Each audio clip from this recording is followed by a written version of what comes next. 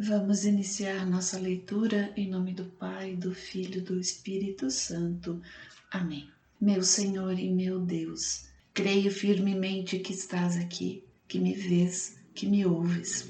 Adoro-te com profunda reverência. Peço-te perdão dos meus pecados e a graça para fazer com fruto este tempo de oração. Minha Mãe Imaculada, São José, meu protetor, anjo da minha guarda, intercedei por mim. Envia teu Espírito Santo para que eu compreenda e acolha tua santa palavra, que eu te conheça e te faça conhecer, te ame e te faça amar, te sirva e te faça servir, te louve e faça louvar por todas as criaturas. Faze, ó Pai, que pela leitura da palavra os pecadores se convertam, os justos perseverem na graça e todos consigamos a vida eterna. Amém.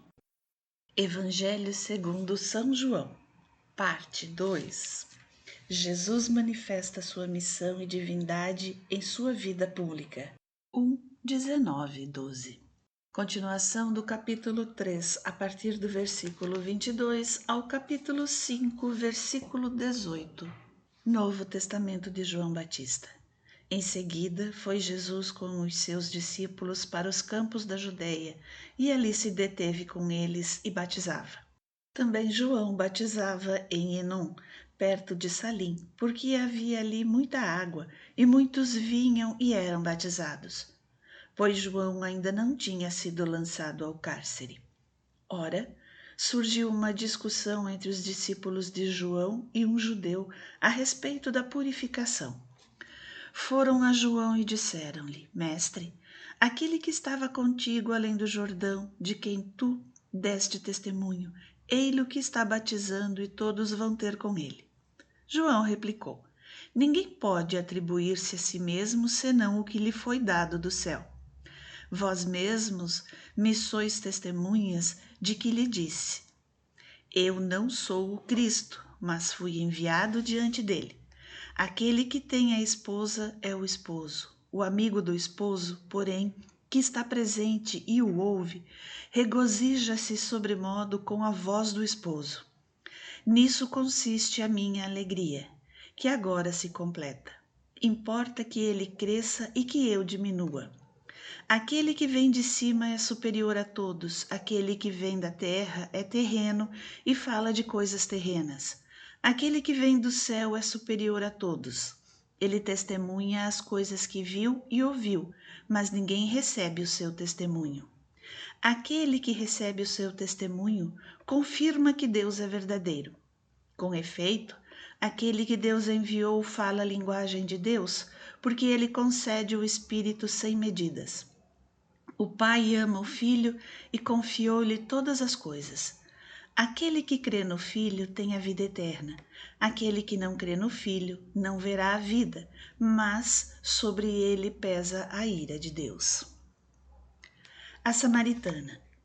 O Senhor soube que os fariseus tinham ouvido dizer que ele recrutava e batizava mais discípulos que João, se bem que não era Jesus quem batizava, mas os seus discípulos. Deixou a Judéia e voltou para a Galiléia. Ora, devia passar por Samaria.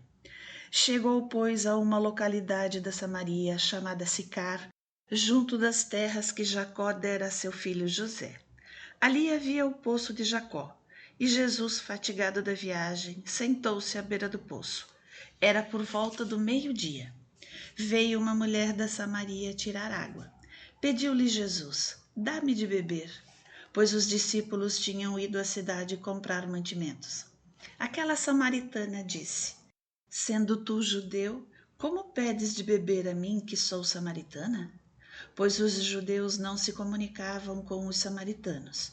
Respondeu-lhe Jesus: Se conhecesses o dom de Deus e quem é que te diz, dá-me de beber, certamente lhe pedirias tu mesma e ele te daria uma água viva.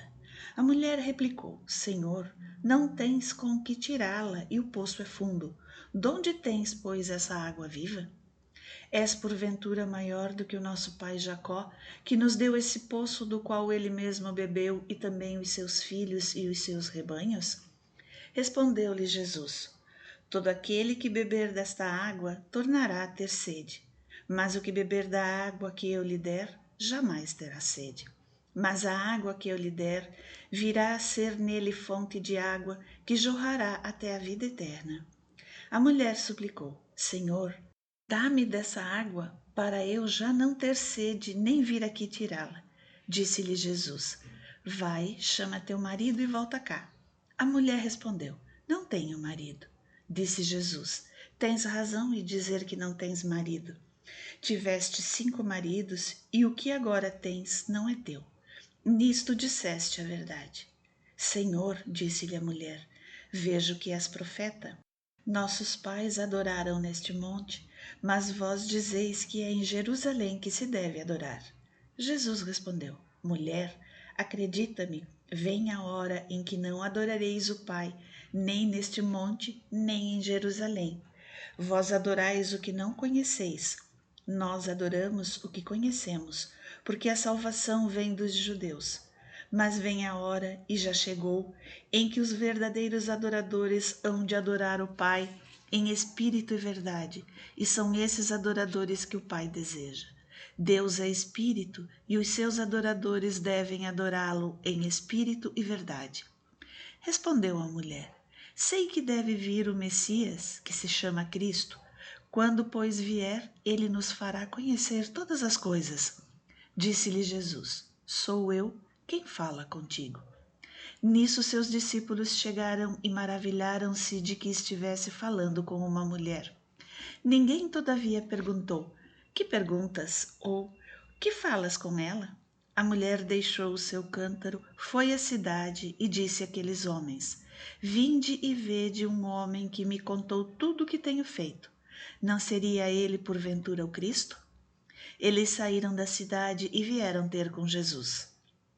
Entretanto, os discípulos lhe pediam: Mestre, come. Mas ele lhes disse: Tenho um alimento para comer que vós não conheceis. Os discípulos perguntavam uns aos outros: Alguém lhe teria trazido de comer? Disse-lhes Jesus: Meu alimento é fazer a vontade daquele que me enviou e cumprir a sua obra. Não dizeis vós que ainda há 4 meses e vem a colheita? Eis que vos digo: levantai os vossos olhos e vede os campos, porque já estão brancos para a ceifa. O que ceifa recebe o salário e ajunta fruto para a vida eterna. Assim o semeador e o ceifador juntamente se regozijarão. Porque eis que se pode dizer com toda a verdade: um é o que semeia, outro é o que ceifa. Enviei-vos a ceifar onde não tendes trabalhado. Outros trabalharam e vós entrastes nos seus trabalhos. Muitos foram os samaritanos daquela cidade que creram nele por causa da palavra da mulher que lhes declarara: Ele me disse tudo quanto tenho feito. Assim, quando os samaritanos foram ter com ele, pediram que ficasse com eles. Ele permaneceu ali 2 dias. Ainda muitos outros creram nele por causa das suas palavras. E diziam à mulher: Já não é por causa da tua declaração que cremos, mas nós mesmos ouvimos e sabemos ser este verdadeiramente o Salvador do mundo. Cura do filho de um oficial. Passados os 2 dias, Jesus partiu para Galiléia. Ele mesmo havia declarado que um profeta não é honrado na sua pátria. Chegando a Galiléia, acolheram-no os galileus, porque tinham visto tudo o que ele fizera durante a festa em Jerusalém, pois também eles tinham ido à festa. Ele voltou, pois, a Caná da Galiléia, onde transformara água em vinho. Havia então em Cafarnaum um oficial do rei cujo filho estava doente. Ao ouvir que Jesus vinha da Judéia para a Galiléia, foi ele e rogou-lhe que descesse e curasse seu filho que estava prestes a morrer. Disse-lhe Jesus: Se não virdes milagres e prodígios, não credes. Pediu-lhe o oficial: Senhor, desce antes que meu filho morra. Vai, disse-lhe Jesus, o teu filho está passando bem. O homem acreditou na palavra de Jesus e partiu. Enquanto ia descendo, os criados vieram-lhe ao encontro e lhe disseram: Teu filho está passando bem. Indagou então eles a hora em que se sentira melhor. Responderam-lhe: Ontem, à 7ª hora, a febre o deixou. Reconheceu o pai ser a mesma hora em que Jesus lhe dissera: Teu filho está passando bem. E creu tanto ele como toda a sua casa. Esse foi o segundo milagre que Jesus fez depois de voltar da Judéia para a Galiléia. Cura de um paralítico. Depois disso, houve uma festa dos judeus e Jesus subiu a Jerusalém. Há em Jerusalém, junto da Porta das Ovelhas, um tanque chamado em hebraico Betesda, que tem 5 pórticos. Nestes pórticos jazia um grande número de enfermos, de cegos, de coxos e de paralíticos, que esperavam o movimento da água, pois de tempos em tempos um anjo do Senhor descia ao tanque e a água se punha em movimento. E o primeiro que entrasse no tanque depois da agitação da água ficava curado de qualquer doença que tivesse. Estava ali um homem enfermo havia 38 anos. Vendo-o deitado e sabendo que já havia muito tempo que estava enfermo, perguntou-lhe Jesus: Queres ficar curado? O enfermo respondeu-lhe: Senhor, não tenho ninguém que me ponha no tanque quando a água é agitada. Enquanto vou, já outro desceu antes de mim. Ordenou-lhe Jesus: Levanta-te, toma o teu leito e anda. No mesmo instante, aquele homem ficou curado, tomou o seu leito e foi andando.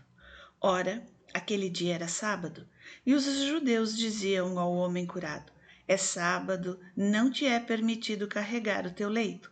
Respondeu-lhes ele: Aquele que me curou disse: Toma o teu leito e anda. Perguntaram-lhe eles: Quem é o homem que te disse: Toma o teu leito e anda? O que havia sido curado, porém, não sabia quem era, porque Jesus se havia retirado da multidão que estava naquele lugar.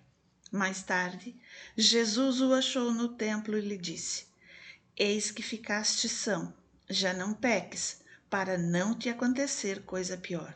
Aquele homem foi então contar aos judeus que fora Jesus quem o havia curado.